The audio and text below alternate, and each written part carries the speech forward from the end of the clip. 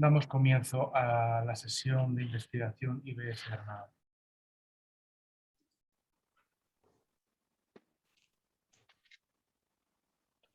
Hola, buenas tardes a todos los asistentes. Vamos a iniciar esta sesión que va a presentar la profesora Encarnación Aguilar acerca de la evaluación del dolor en mujeres con fibromialgia. Si quieres poner la presentación. Vale, muchas gracias. A ver, voy a darle a compartir.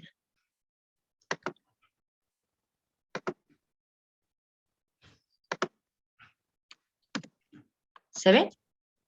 Sí, se ve perfectamente. Vale. Y además ya el nombre completo, parámetros vasculares y biomoleculares en fibromialgia. Cuando tú quieras, puedes comenzar. Vale, bueno, pues buenas tardes.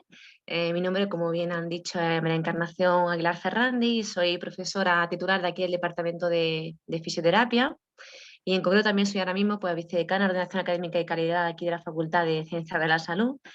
Y bueno, para mí la verdad es que es un placer poder estar hoy aquí con todos vosotros, así que especialmente agradecer esta invitación a la dirección del Instituto Biosanitario, en concreto pues, a María José Sánchez y por supuesto a José Juan Jiménez Moleón, ¿no? Por haber podido hacer y compartir este espacio con vosotros, pero también daros también la enhorabuena por la iniciativa en sí misma, ¿no? Yo creo que estas acciones que estáis llevando a cabo con las sesiones de investigación son súper interesantes y que además de, ¿no?, visibilizar la actividad que hay ya en sí mismo, la gran actividad que hay en el instituto, pues también nos van a ayudarnos a establecer esos nuevos lazos y conexiones y recibir feedback, ¿no?, de otras profesionales de la comunidad científica y no científica, con lo cual enhorabuena, ¿no?, por la iniciativa y muchas gracias, ¿no?, por invitarme a estar aquí con todos vosotros. Pues pacientes o sea, nuestra investigación la hemos venido desarrollando dentro del grupo de Instituto Biosanitario, que es el grupo E03 denominado Fisioterapia de Atención Primaria, del que actualmente pues, soy la investigadora principal. Sin embargo, digamos que este recorrido es un recorrido muy amplio que empezó hace ya bastantes años. Y por supuesto en este recorrido pues me han acompañado muchísimos profesionales que son autores de todas estas publicaciones y que también han ido aportando, por supuesto, toda esa visión multidisciplinar que tiene toda nuestra investigación. Aquí al cabo yo estoy aquí representando a ellos, pero este trabajo, por supuesto, es fruto de ellos y fruto también de las colaboraciones que este grupo hace también con otros miembros que a lo mejor no están aquí presentes, pero que también son miembros del instituto, como por ejemplo la profesora María Correa, que también participa activamente en esta línea que estamos hablando de evaluación del dolor y su relación con los parámetros vasculares. Nosotros, nuestra relación con la fibromialgia podemos decir que ha sido prácticamente desde nuestro inicio. Muchos de los componentes de los que estamos aquí, la mayoría somos fisioterapeutas, otros también son fisioterapeutas y terapeutas ocupacionales, otros son fisioterapeutas y son biólogos, ¿vale? Y otros, pues su formación fundamental es la biología.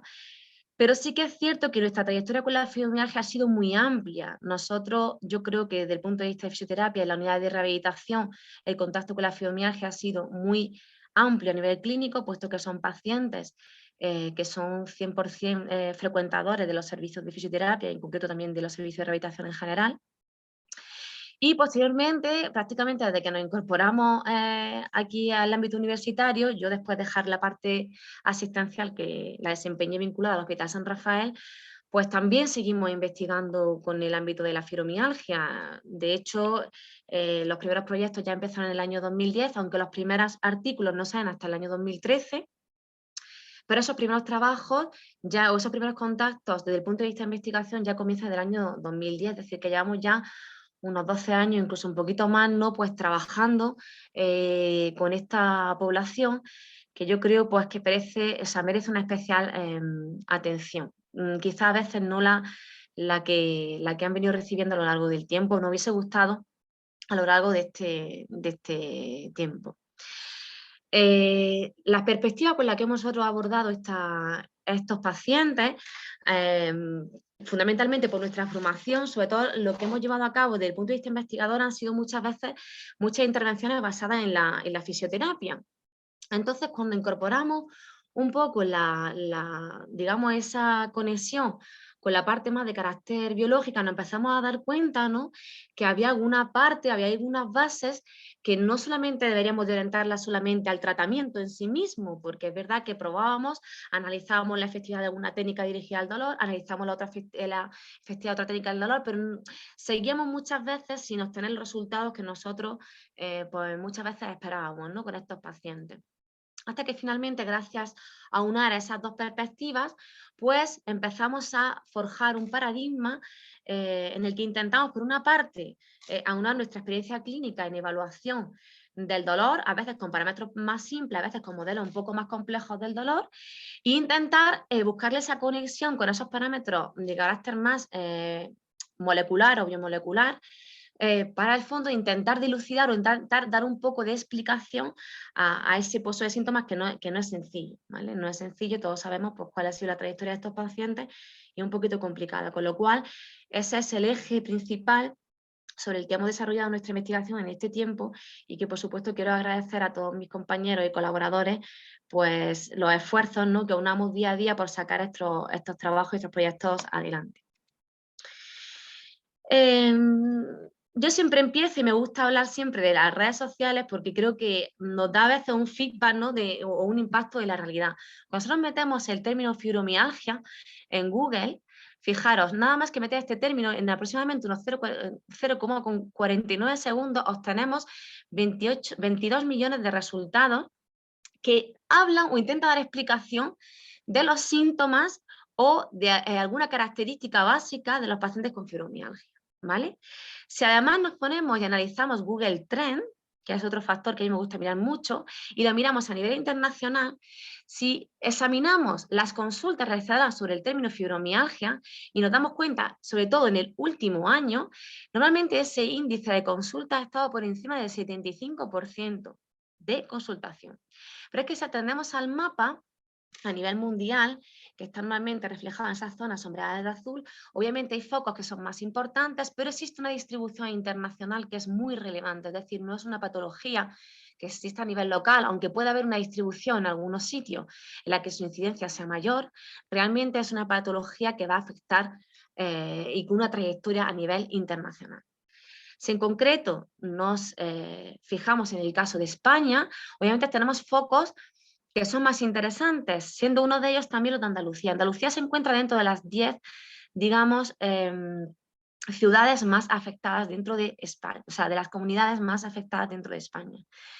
Sí es cierto que en este último año ha bajado un poco, en el año 2019, en el que también volvimos a hacer la consulta de nuevo, estaba la primera, ¿de acuerdo? Es decir, que ha habido un descenso, pero sigue estando entre las 10 primeras comunidades, digamos, en las que es más relevante o el interés por este tipo de patología.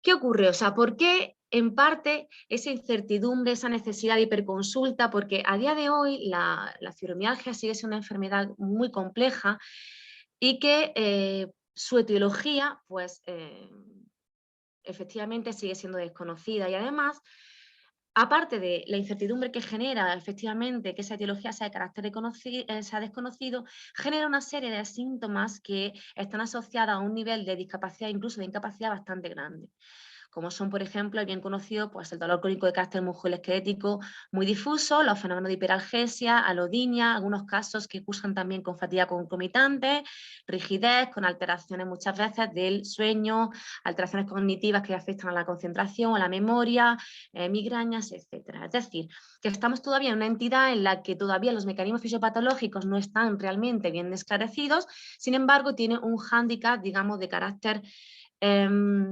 sintomático muy relevante.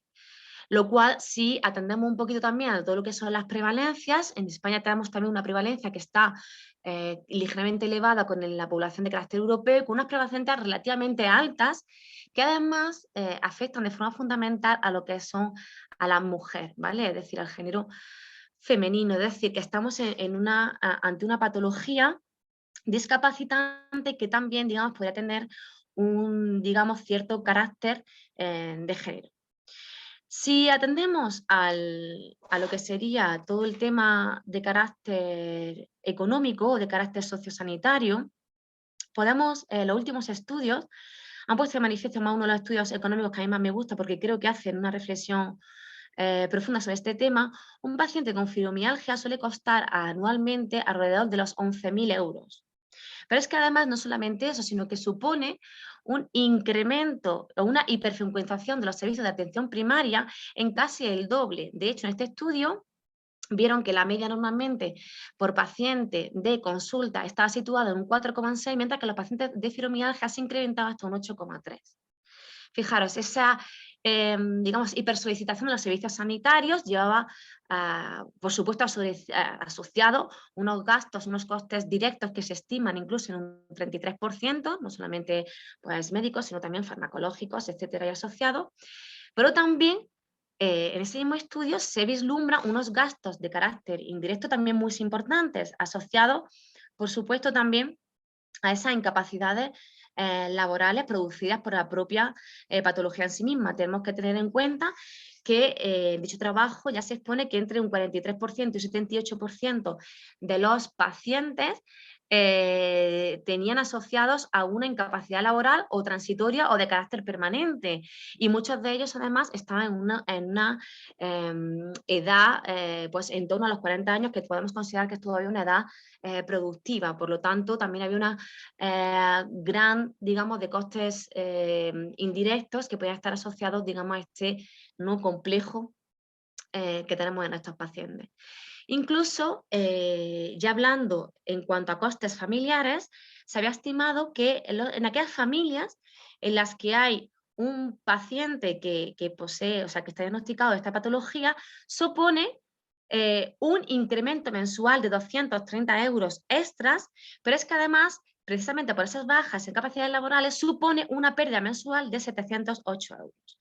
Es decir, que hay un incremento generado muchas veces a esos, digamos, tratamientos extras que precisan, más una pérdida económica asociada, con lo cual ahí, obviamente, no solamente se afecta al paciente, sino que realmente las unidades familiares también se están viendo afectadas. Además, no solamente eso, sino que este estudio económico también se pone de manifiesto cómo, o sea, el no frenar esto, es decir, no conseguir una estabilización del paciente en el tiempo, también obviamente va a afectar a esa economía. Incluso se llegó a estimar que incrementos en un punto dentro de la escala BB del dolor se había correlacionado con un incremento anual de unos 1.453 euros. Es decir, que las estrategias, ya no solamente a su resolución, sino a la estabilización de esa patología, son muy importantes, y sobre todo también a nivel de atención primaria. Por todo ello, yo creo que sí que existe un acuerdo en la actual comunidad científica de que la fibromialgia sigue constituyendo a día de hoy pues, un problema de salud pública que hay que intentar abordar, y que ese abordaje obviamente va a existir o va a exigir un abordaje de carácter multidisciplinar. Y a mí siempre me gusta retomar estas palabras, ¿no? De los problemas que parecen a veces pequeños, son grandes problemas que aún no se entienden, porque creo que esto es lo que le ha pasado fundamentalmente a la fibromialgia a lo largo del tiempo, ¿no? Es decir, había ahí un complejo sintomático que a veces se comprendía más, que a veces se comprendía menos, que costaba cuantificar en sí mismo también ese complejo sintomático, que no teníamos pruebas diagnósticas objetivas que nos permitieran hacer un diagnóstico 100% fiable de la patología, y eso nos ha llevado al cabo del tiempo pues, a un reduccionismo, ¿no? de estos pacientes, a un etiquetado de estos pacientes, incluso algunas veces a entidades puramente psiquiátricas que no era la realidad a la que estaban ajustando, porque era un problema que es verdad que ha habido pues no en todo en este tiempo un déficit de comprendernos esos mecanismos que subyacen y que podían estar, digamos, actuando en esa perpetuación de los síntomas. Entonces, a pesar de que la etiología todavía no la tenemos clara, ¿qué es lo que en principio tenemos aceptado dentro de la comunidad científica, ¿no? acerca de esta patología? ¿Vale? En este sentido, son varios los trabajos que manifiestan o circunscriben a la fibromialgia como un síndrome de sensibilización central. ¿Esto qué quiere decir? Digamos que sería una entidad en la que existiría una anomalía en la transmisión nerviosa, en concreto a nivel del sistema nervioso central y en su conexión con el sistema nervioso periférico, en el que se concibe que existe, digamos, una respuesta anómala en cuanto digamos, al procesamiento del dolor, debido a que existe, digamos, una desregulación entre lo que serían las vías pronociceptivas y antenociceptivas. Es decir, que tenemos una respuesta exagerada a los estímulos dolorosos que estarían relacionados con esa afectación o esa hiperrespuesta o esa hiperexcitabilidad a nivel del sistema nervioso central.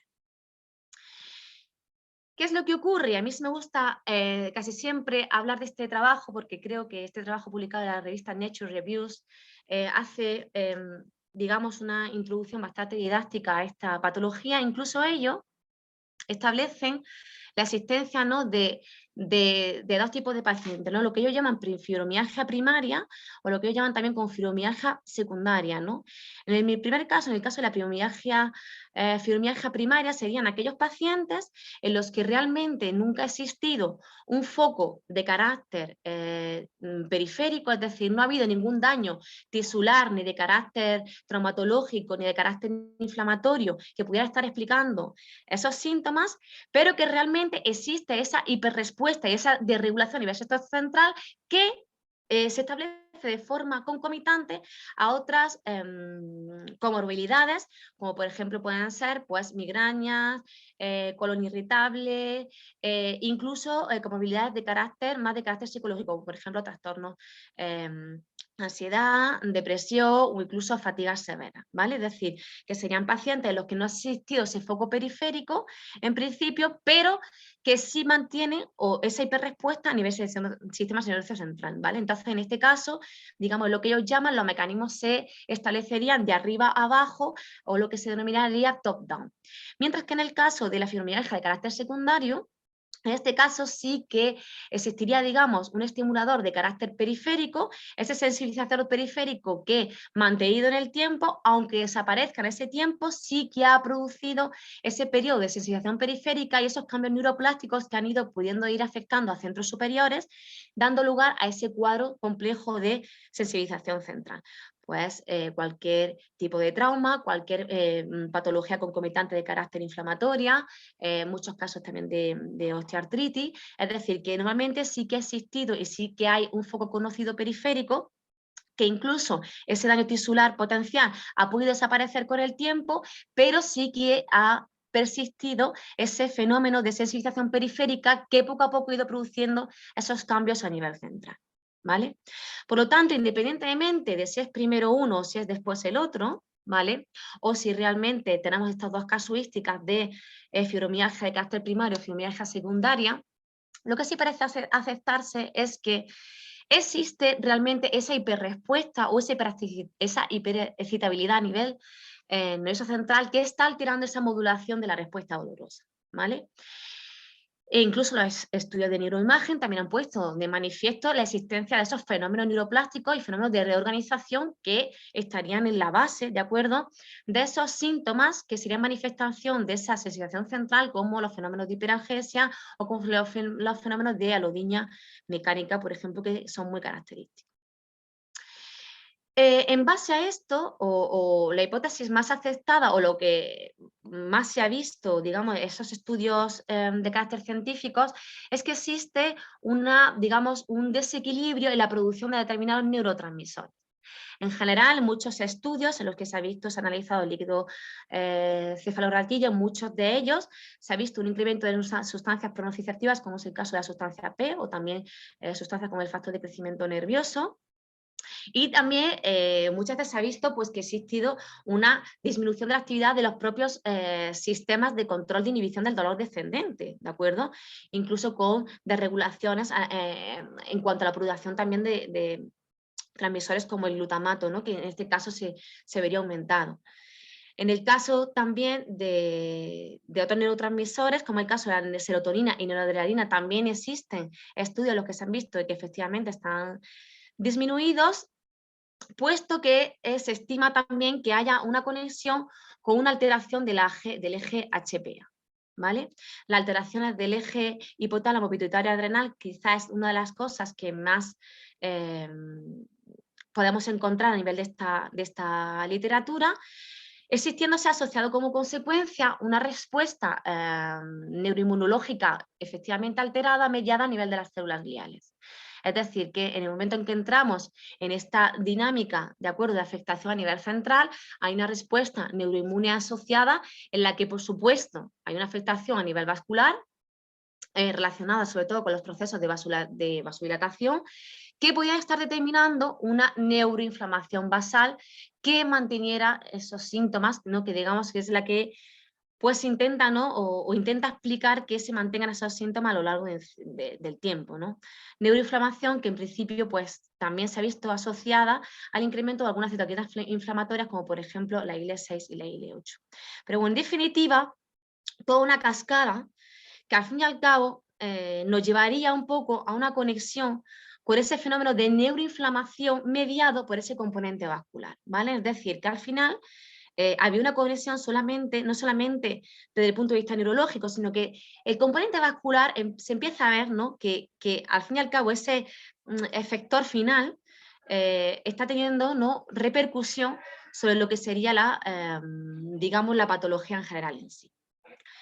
¿Qué ocurre? Que sí que bien es cierto que aunque esta quizás sea la hipótesis más aceptada, la evidencia todavía es muy pobre y la evidencia todavía es muy controvertida en cuanto a esas mediadores o esas moléculas o mediadores neuroinmunes que podrían estar afectando en la fibromialgia.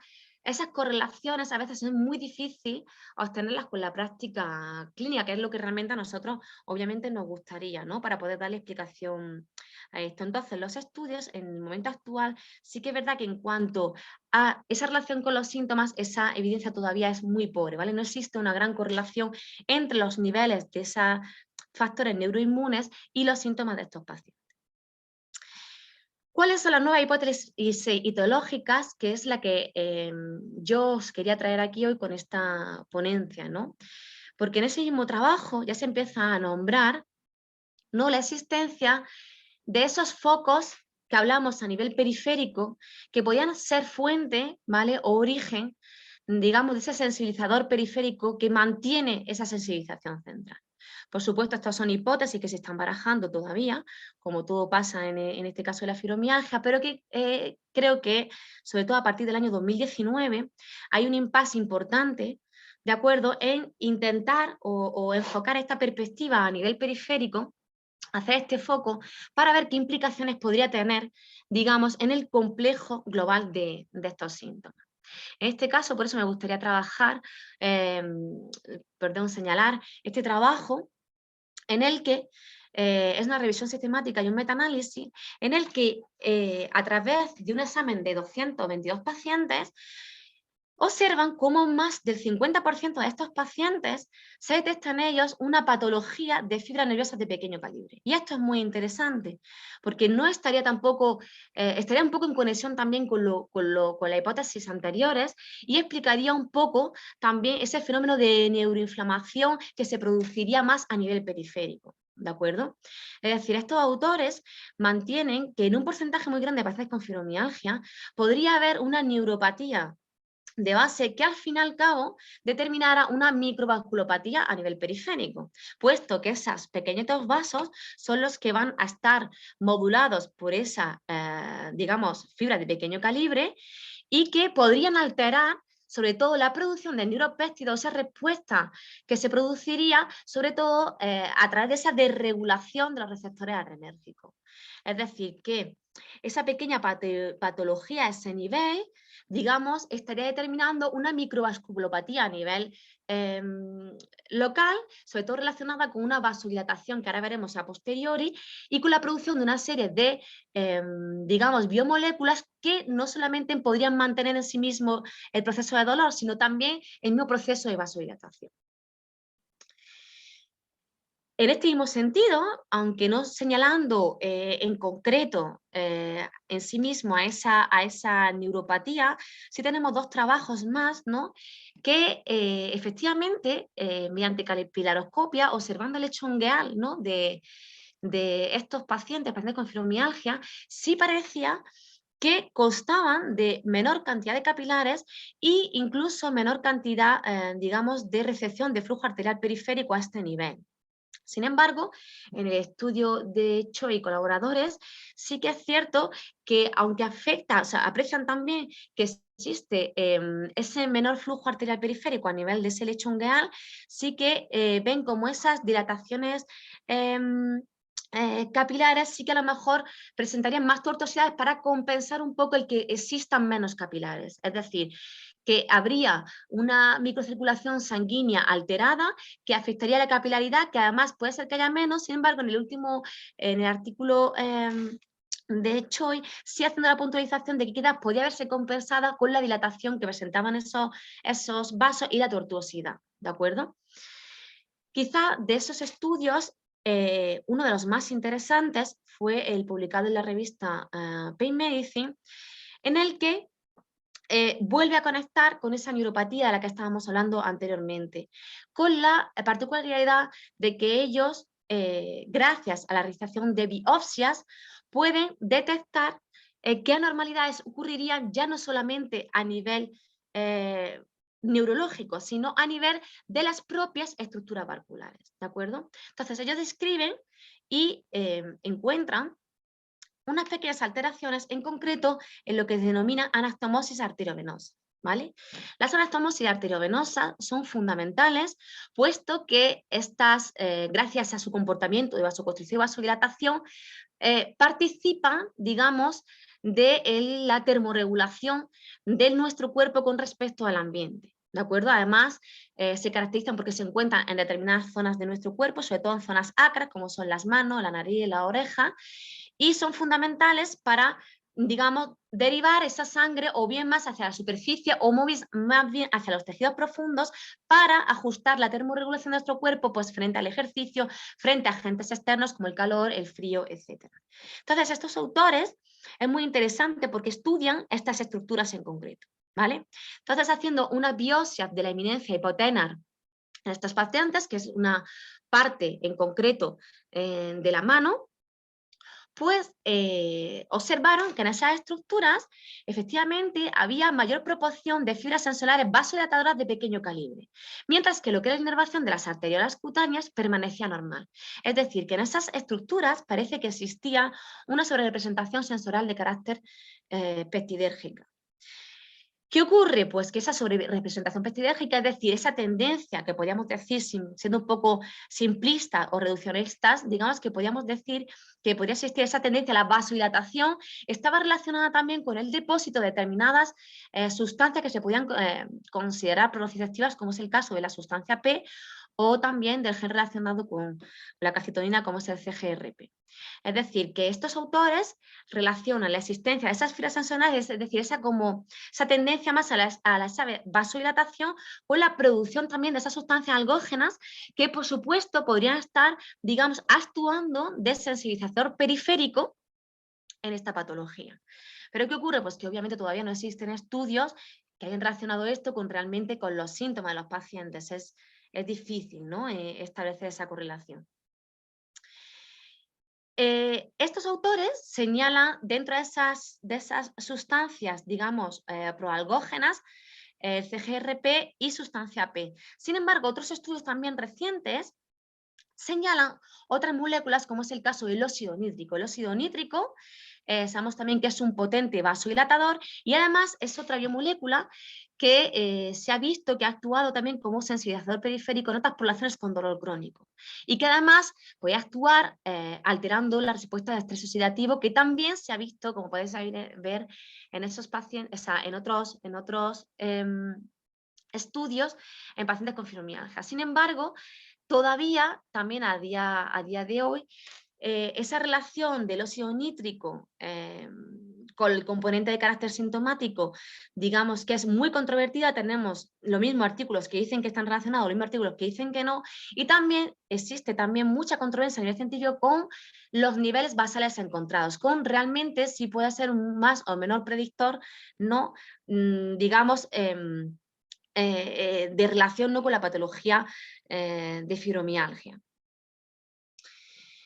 ¿Qué ocurre? Pues que al fin y al cabo, ya estén actuando unas biomoléculas u otras, o se afecte más o no el componente, al fin y al cabo, si existe una alteración de estas estructuras vasculares, la estimación o digamos la consecuencia más clara que podríamos nosotros pensar es que obviamente podría existir una desregulación de la temperatura corporal. Y en este caso también existen algunos antecedentes que nos hablan de la existencia de una alteración de la temperatura corporal global en pacientes con fibromialgia, ¿vale? Es decir, que se ha visto en algunos estudios en los que los pacientes, primero, tienen dificultades en la tolerancia al frío, es decir, la hipersensibilidad al frío es algo muy característico que incluso eso le ha llevado algunas veces a que se le diagnostique de patologías como el fenómeno de Raynaud, cuando realmente a lo mejor de base no tenían Raynaud, e incluso se han visto que efectivamente había anormalidades en la microcirculación con alteración de la temperatura en determinados focos del paciente, no solamente a temperatura global, sino lo que denominamos en los puntos de dolor o tender point, y incluso trabajos recientes en los que se ve que verdaderamente la temperatura corporal parece estar incrementada en los pacientes con fibromialgia, ¿no? Es decir, que digamos, tendríamos un conjunto global, digamos, un algoritmo en el que tenemos un efector periférico en un momento determinado que podría ser esa respuesta vascular relacionada con esa neuropatía o no, ¿vale? Ahí estamos dilucidando digamos, esa conexión a nivel periférico que podría estar determinando la producción de una serie de biomarcadores relacionados con la respuesta nociceptiva, relacionados con la respuesta vascular, relacionados con el propio, no solamente nociceptivo, sino también relacionados con la propia respuesta de estrés oxidativo e incluso respuesta inflamatoria que podría estar modulando ese dolor, ¿vale? Modulando esos síntomas.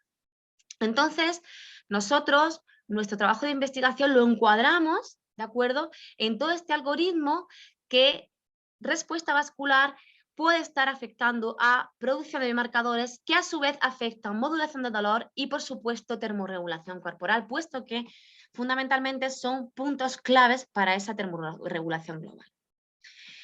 Para ello, nosotros, ¿qué es lo que hemos estado haciendo? Pues fijaros, hemos llevado a cabo una serie de estudios en las que, pues bueno, casi todos ahora mismo, lo mismo que antes hacíamos muchos trabajos de intervención, ahora estamos haciendo más trabajos de carácter observacional, en las que analizamos pacientes con fibromialgia y pacientes con troles sanos.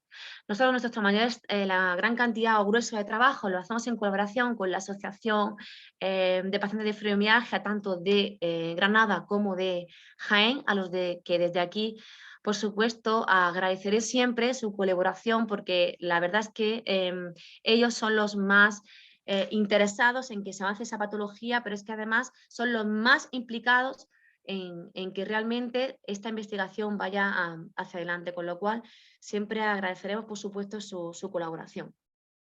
Entonces nosotros, fundamentalmente, lo que hemos estado haciendo es, por bloques, ¿vale? Primero vamos a intentar ver si a nivel basal podríamos encontrar una conexión entre esa, digamos, afectación funcional que podía haber a nivel basal desde el punto de vista de termorregulación y de respuesta vascular, con algunas biomoléculas de carácter clave y con algunos síntomas relacionados con la fibromialgia.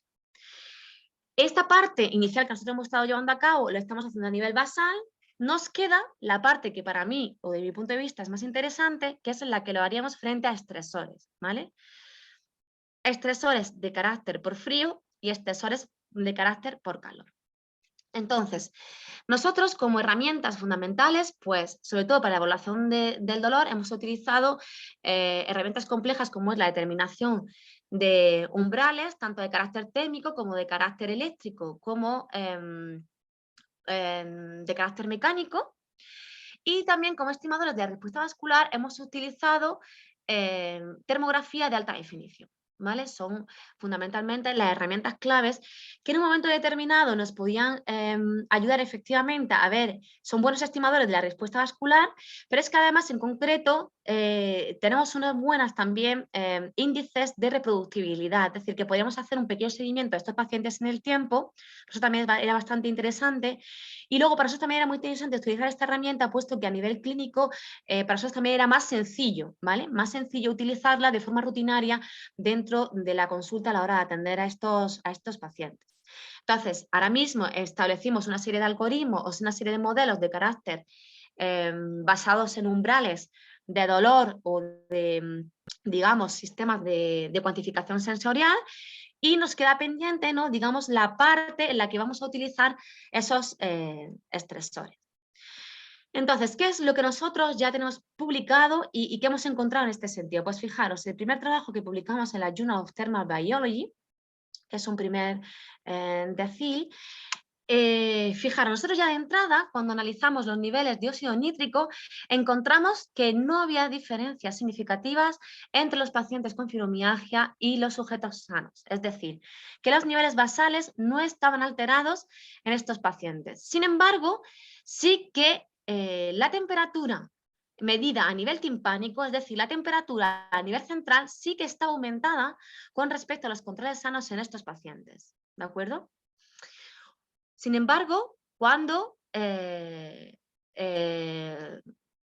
empezamos a hacer el estudio, es decir, a nivel basal, el óxido nítrico no tenemos niveles alterados, la temperatura a nivel timpánica, es decir, la que nos hace la estimación de temperatura a nivel central, sí alterada, es decir, encontramos un incremento, y cuando analizamos las termografías a nivel de las manos, que las analizamos no solamente las eminencias tenas, hipotenas, sino también en todo lo que sería en cada uno de los dedos de esas palmas de las manos, nos encontramos también que existía un incremento de esa temperatura a nivel de las manos.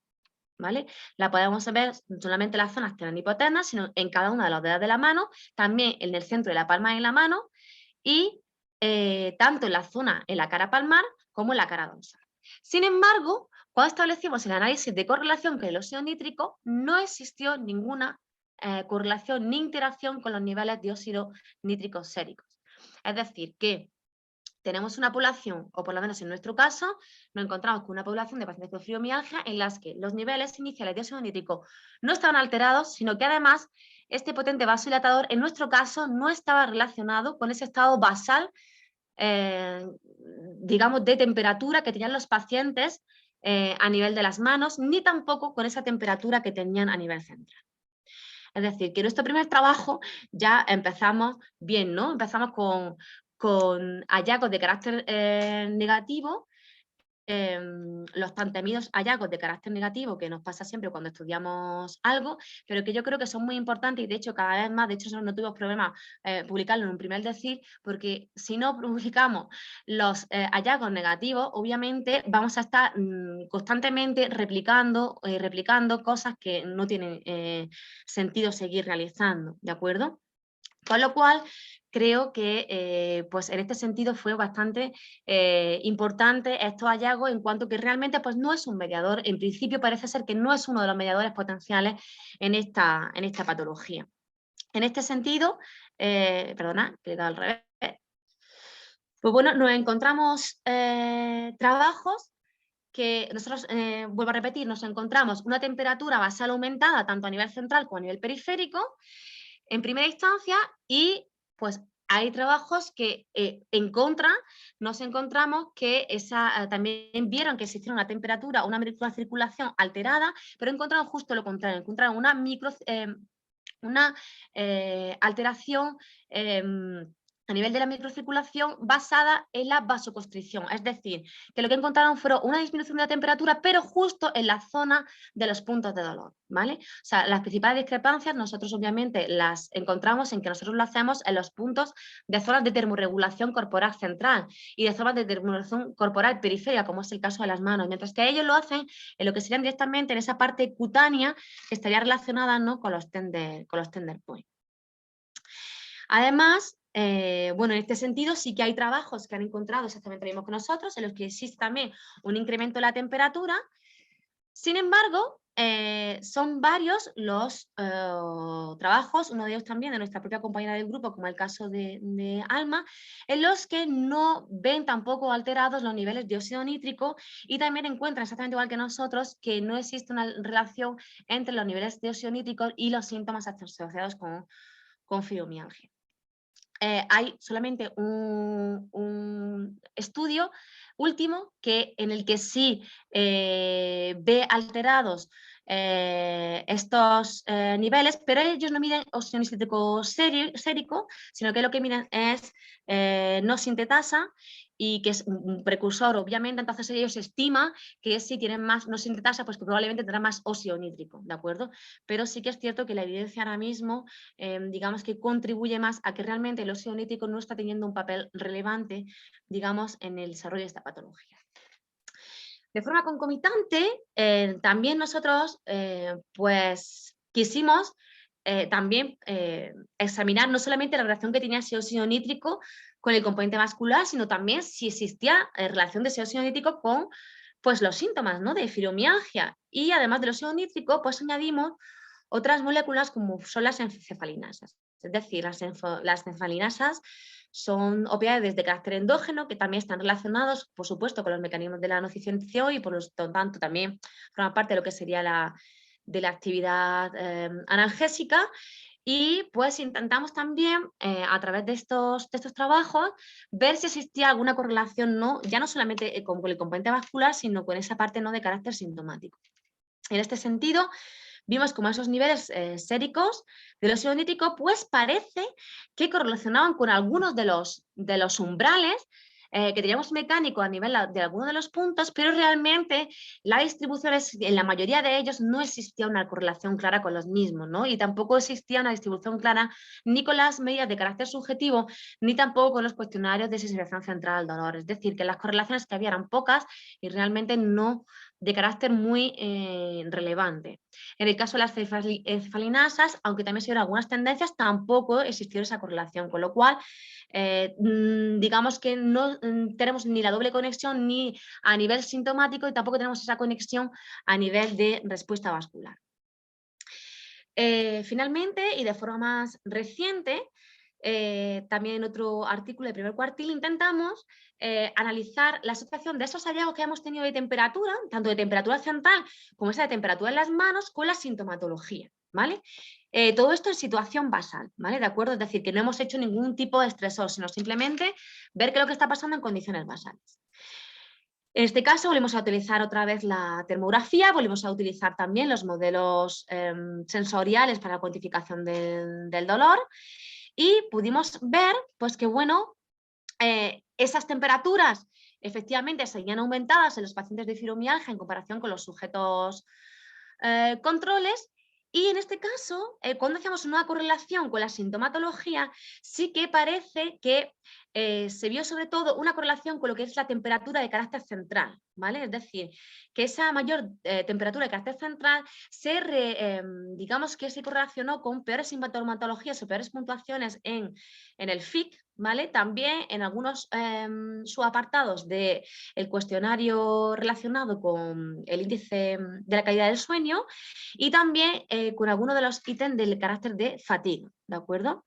Y asimismo, esa temperatura a nivel de la zona de hipotema también parece que se correlacionó en algunos casos con los umbrales, ¿vale? Con los umbrales mecánicos, es decir, que en principio parece ser que podría haber una cierta conexión. Si bien es cierto que en general, a nivel basal, o por lo menos el trabajo que estamos viendo hasta ahora, la conexión, nos cuesta encontrar conexiones claras, ¿de acuerdo? Sobre todo cuando utilizamos herramientas más de carácter subjetivo, ¿vale? Más de carácter subjetivo cuando analizamos el dolor en estos pacientes. Sin embargo, sí que creo que hay una parte muy importante que creo que es la que nos va a dar el salto, ¿vale? Que es la aplicación de los estresores. Si estamos hablando en la patología. Pasa que para nosotros es muy importante siempre la situación basal. ¿Por qué? Porque siempre cuando queremos buscar un diagnóstico, a nosotros ¿qué nos interesa? Pues que en la situación basal podamos encontrar algo, ¿no? Es decir, algo que en situación basal vea que se me altera, que yo lo puedo utilizar como predictor de una determinada sintomatología, o como en este caso, digamos que me puede estar indicando un cuadro mucho más complejo, en este caso de fibromialgia. Pero ¿qué ocurre? Que si estamos hablando, en la mayoría de casos, en lo que existe de base es una alteración de carácter funcional, lo lógico también es que las manifestaciones grandes aparezcan con la aplicación de estresores. ¿De acuerdo? Es decir, que este es el segundo paso, que es en el que estamos. Vamos a seguir analizando otras biomoléculas. Obviamente estamos analizando pues algunos aminoácidos que también intervienen dentro de toda esta cascada de mecanismos que llamamos de modulación del dolor.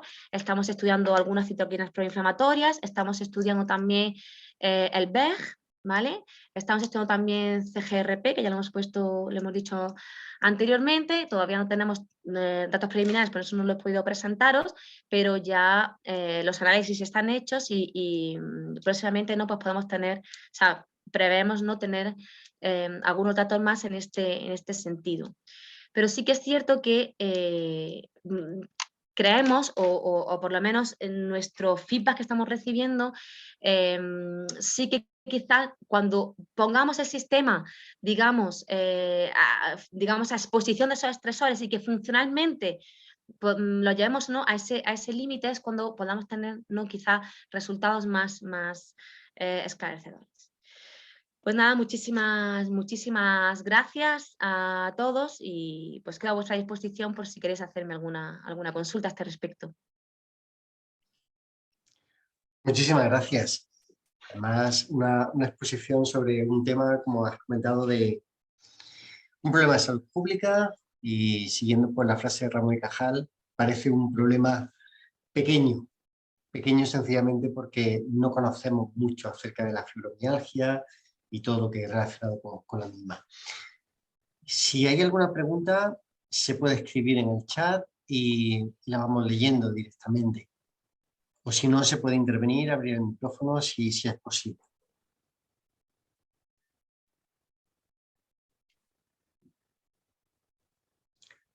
Mientras se van animando, yo sí me gustaría hacerte una pregunta, ¿no? Cuando uno se enfrenta a la fibromialgia, siempre pensamos en una patología complicada, muy complicada, incluso heterogénea en su base, y aquí se está pegando un salto importante, ¿no? Llegando a respuesta vascular, ¿no? ¿Por qué ese salto en el estudio de la fibromialgia, en la aproximación a las mujeres con fibromialgia, mujeres y varones? ¿De acuerdo?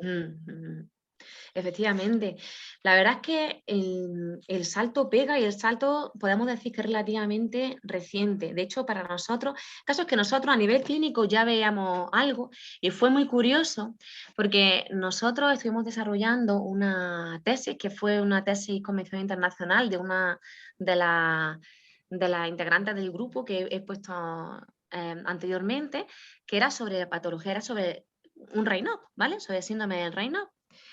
Y cuando nos empezaron a derivar pacientes, nos empezaron a derivar muchísimos pacientes que tenían fibromialgia. Entonces nosotros nos llamó muchísimo la atención porque siempre si hayamos tenido pacientes, o sea, Raynaud secundario había sido esclerodermia, pero fibromialgia no era algo frecuente. Y además nosotros, claro, nos venía muy mal porque teníamos siempre que descartarlos, cumplían criterios de exclusión de prácticamente todo. Entonces decíamos, ¿qué está pasando aquí, no? ¿Por qué tantos pacientes con fibromialgia diagnosticados con Raynaud?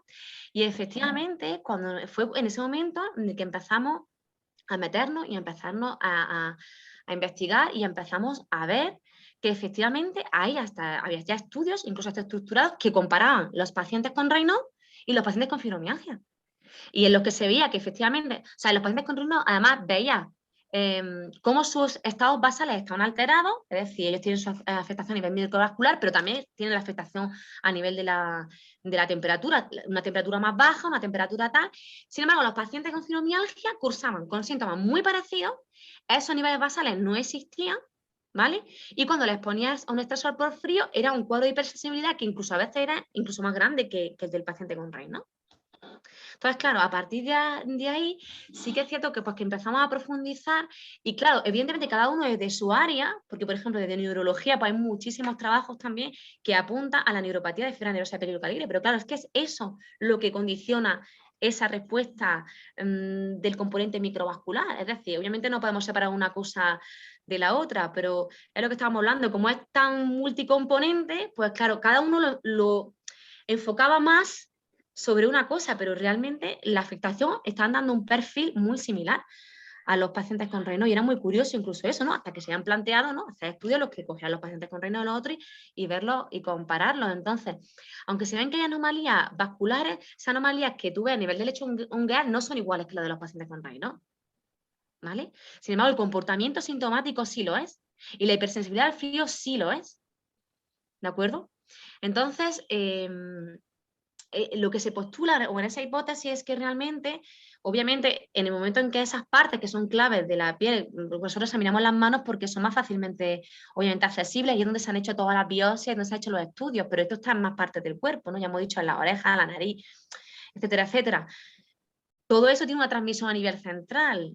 Y que es lo que hipotetizan todos, en el momento en que a nivel central eso ya está actuando sobre la termorregulación sobre metabolismo, de metabolismo sobre el ritmo circadiano, es decir, que también facilitaban una explicación un poco general de los síntomas que tienen los pacientes, porque se podía alterar el sueño, desde que por qué se altera el sueño a por qué tienen fatiga. Porque si yo tengo ese exceso de hidratación superficial y frente a un ejercicio no soy capaz de suplir ese componente a nivel profundo, a nivel musculoesquelético, pues obviamente puedo tener ¿vale? esa manifestación. Es decir, que era una forma de explicarlo un poco, digamos, en este caso, top-down, ¿vale? De abajo arriba, que nunca sabremos si es el huevo o la gallina, como se dice, ¿no? Si es de abajo arriba, de arriba abajo o no, pero creo que es una hipótesis muy interesante.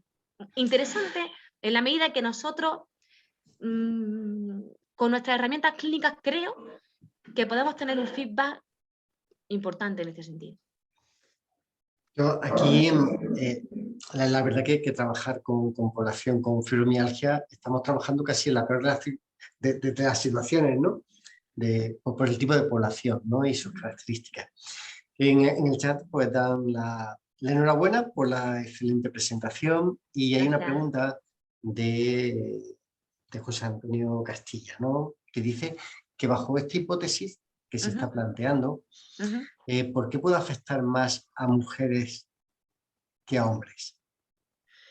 Pues efectivamente parece ser, bueno, hay dos, claro, ¿vale? Hay dos lados. Primero porque parece ser que este componente, también hay un componente de género en cuanto a la regulación a nivel del sistema vascular, ¿vale? De hecho, sabemos que las patologías vasculares hay algunas que son más frecuentes en hombres que en mujeres, con lo cual parece ser que también, digamos que esa desregulación que puede estar ligada con el sistema nervioso autónomo, por decirlo de una forma simplista, sería más reactiva en mujeres, ¿vale?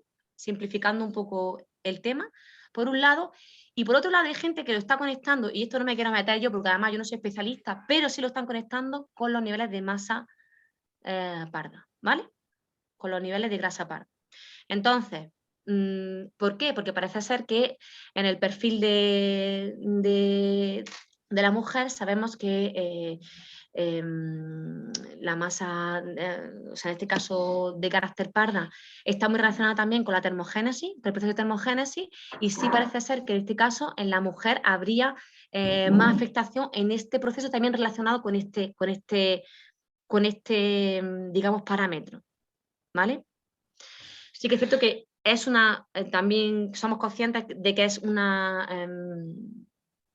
digamos, pendiente aunar esta visión también de lo que es la masa parda, porque hay otros artículos, de hecho uno de los que he señalado, el que ponía overload of thermoregulation, tal, pacientes con fibromialgia, ahí nombran concretamente la masa parda por su papel en la termogénesis, ¿vale? O sea que también es una tarea que tenemos pendiente. Sí que es cierto que aunque yo me he centrado en esto, y como he visto que también por ahí está María Correa, tenemos otra parte, ¿vale? Que trabajamos con ella, que es en toda la parte de bioimpedanciometría ¿vale? Bioimpedanciometría y nutrición, en el que obviamente también vamos a trabajar ahora por el tema de termogénesis y tal. Parece ser que esas son las dos vías, ¿vale? Una hiperrespuesta más relacionada en mujeres con esa activación del sistema nervioso autónomo y también la vía un poco también de la grasa parda. Precisamente María Correa hablaba, felicitaba la importancia de los resultados negativos, ¿no? Y el Es que los resultados negativos, resultados negativos. Son siempre tareas pendientes, pero nosotros sí que es verdad que al principio lo pasábamos, todo el mundo pasa igual, ¿no? Cuando se dedica sobre todo a investigación, pues estamos muy centrados, siempre queremos que nos salga tal, y es verdad que hay que poner los pies en la tierra. Son pacientes muy complejos, como tú has dicho anteriormente, pero que pequeños pasos, yo creo que al fin y al cabo después suman, porque si estamos viendo, ya lo hemos correlacionado con varias cosas, no va ni en el componente vascular, no va aquí, no va allí, pues no, podemos tomar a lo mejor para los siguientes modelos decisiones importantes en cuanto a que a lo mejor hay que apartar esto y hay que centrarse más en otras biomoléculas, aunque en otras poblaciones de dolor crónico haya sido muy importante el óxido nítrico, ¿de acuerdo? Entonces, también pienso que... Sí, no, ahí con los resultados negativos yo creo que tenemos que ser conscientes de la importancia que tienen, ¿no? Porque hay algunos, se pueden buscar ejemplos de la actuación incluso de determinados fármacos con 4 publicaciones y 38 publicaciones sin publicar que todas eran negativas. Y cuando se cogen los negativos, al final, lo que hemos ido contando son falsos positivos, ¿no? Pues María Correa, después de alabar la publicación de los resultados negativos, pregunta acerca del posible papel de la epigenética. Pues bueno, el papel de la epigenética es fundamental, pero me lo pregunta María Correa cuando ella podría decir perfectamente tu opinión. su opinión, porque imagínate, ¿no? María que es especialista en este tema, ¿no? El papel de la epigenética cada vez más importante. Hay muchísimos trabajos que están ahora, no en población con fibromialgia, ¿vale? Pero que sí que están en otras poblaciones con dolor, viéndose cosas muy interesantes. Desde el punto de vista genético ya se ha visto alguna cosa en algún gene, en el caso de fibromialgia. Nosotros, sobre todo, lo que yo muchas veces hablo con María, que nos interesaría, sobre todo en un determinado, conexionar un poco con toda la parte de termorregulación, ¿no? En qué medida esa parte, con esa parte que se encarga más de termorregular, ¿no? Pues que ¿no? En qué podía aportarnos más ese papel. Y es nuestra tarea pendiente también. María lo dice porque va a ser lo siguiente que vamos a hacer, ¿de acuerdo? O sea, nos gustaría, ¿no? Pues un poco trabajar, ver desde esa perspectiva, o sea, qué podría, ¿no? Que estar modulando a ese nivel, pero sobre todo más conexionarlo, ¿no? Con esa parte de dolor y de termorregulación. María decía que no podía preguntar porque no podía encender el micro. He intentado, a ver si lo he conseguido, darle la posibilidad de que hable. ¿Se me escucha? Sí. Sí, perfectamente, María. Nada, yo simplemente era, bueno, como he visto en el chat, es que no podía activar el micro ni levantar la mano, pues agradecer a Enka, pues la verdad que aunque trabajamos juntas, a mí siempre pues tener el momento, ¿no? De poder escuchar un poco un resumen de toda la línea de trabajo y tan escueto y de una forma tan sintética, pues la verdad que es un placer y que pues, me siento muy orgullosa, ¿no? También de poder poner el granito de arena y de ver los resultados tan interesantes que estamos teniendo. Y obviamente alabar, como habéis dicho, los resultados negativos, porque muchas veces es verdad que nos cuesta más publicarlo, aunque es verdad que aquí no ha sido el caso, como ha dicho la ponente, sino que es un tema, la fibromialgia es un tema totalmente de actualidad y que las revistas muestran pues un interés, la verdad, muy grande por este tema. Y bueno, pues con la epigenética le he preguntado porque yo sé que ya también es un tema que tenemos pendiente y quería que un poco se pusiera sobre la mesa, porque creo que bueno, ya también ha revisado muchos trabajos sobre esto, ¿no? Y cómo quizá los factores epigenéticos, esa modulación pues de factores ambientales como dieta, actividad física, etcétera, pudieran hacer, ¿no? Que estos resultados adversos o esta evolución de la enfermedad pues se vea afectada. Es verdad que, bueno, creo que es una tarea que tenemos pendiente, estamos en busca de financiación y ojalá pronto podamos conseguirla y podamos meternos en este tema que es verdad que hay trabajos preliminares como la ponente muchas veces me pasa y hemos revisado juntas y parece que puede jugar un papel fundamental. Era simplemente por conocer públicamente su opinión. Así que nada, muchísimas gracias y enhorabuena, Enka, por la ponencia. Me ha gustado mucho. Gracias. Muchísimas gracias. Carmen Villaverde también te felicita. Muchas gracias. Y aquí hay una clave. Te decía que al final jugamos casi en la peor de las circunstancias, ¿no? ¿Por qué? Pues porque hacemos estudios en patologías que no sabemos realmente cuándo han empezado. Son Bueno, casos prevalentes y entonces eso introduce todavía más heterogeneidad. No sabemos qué es lo que puede ocurrir. Trabajáis con las asociaciones. ujú. ¿Se ha planteado hacer un seguimiento a lo largo del tiempo de todos estos sujetos, creando una gran cohorte? Pues la verdad es que nosotros nos lo hemos planteado porque es verdad que llevamos mucho tiempo trabajando con ellos. Ya digo que llevamos 12 años prácticamente con la asociación. Obviamente los usuarios van cambiando, pero llevamos una colaboración intensa. Nosotros lo que sí estamos intentando, ¿vale?, es sentar las bases bien estructuradas de esto que tenemos ahora, porque las intervenciones nuestras previas han sido muchas veces con intervenciones, ¿vale? Porque a nosotros nos interesaba, por ejemplo, la tolerancia al ejercicio, algo con lo que nosotros trabajamos todos los días con el ejercicio terapéutico con nuestros pacientes, pues tenemos un estudio específico en el que trabajamos sobre eso, ¿vale? Entonces, no hemos podido hacer realmente un seguimiento en el tiempo, en este caso de características, ¿vale? O sea, que no son realmente ver efectividad de una intervención. Entonces, lo que sí nos estamos planteando es que, puesto que tenemos esa relación estrecha, ¿no?, con estos usuarios, poderlo ahora que ya no hemos empezado a implementar y empezamos ya prácticamente en el 2016, sí intentar poder ir haciendo los cortes a largo plazo. Lo que pasa es que también la pandemia tenemos que reconocer que ha sido un duro golpe en general. Yo creo que ha sido un duro golpe para la investigación. Obviamente ha sido un duro golpe para el ser humano en general por lo que ha implicado en sí el coronavirus, pero para el resto de patologías también. Ha dejado, yo creo, tocado a muchos sectores, entre ellos también a las propias asociaciones, porque en el momento en que no te ves, no, divide y vencerás, ¿no? Divide y vencerás. Y el disgregar, ¿no?, tanto a las personas le ha hecho perder fuerza. Que sea una patología tan compleja, creo que lo que nos tiene que hacer es, como respuesta, es implicarnos más, intentar trabajar con distintos profesionales, que de hecho eso es también la intención que teníamos hoy aquí, que podamos trabajar con otras perspectivas, con otras personas que si pueden aportar otras visiones y podamos conjugarlo, pues estupendo, ¿no? Pero no silenciar, ¿no?, que como está muy complejo, parece que ha habido también un tiempo en que se ha silenciado y ahora con la pandemia, ¡boom!, hay otro bajón, ha habido otro bajón, ¿no? Entonces vamos a intentar retomarlo y vamos a intentar, obviamente hay muchísimas perspectivas y hay muchísimas formas de abordarlo, pero vamos a intentar, ¿no? Vamos a intentar a esclarecer y a lo mejor con un poquito uno de un lado y otro poquito otro de otro, pues vamos llegando a pequeños avances. Sí, aquí el impacto de la pandemia, pues, ¿qué vamos a decir, no? Siempre ponemos el impacto directo, pero el impacto, los daños colaterales de la pandemia van a ser mucho mayores que los daños de la pandemia en sí misma. Y las patologías, el seguimiento de las patologías múltiples, etc. Yo estoy completamente de acuerdo contigo en que cuando empezamos a investigar nos gusta lo macro, aproximarnos de forma global, y quizás es mucho más práctico ir como trocito a trocito y a partir de ahí construir el todo, ¿no? Y en este tipo de patología es así, ¿no? Yo te comentaba la posibilidad de asociaciones porque hay gente muy colaboradora.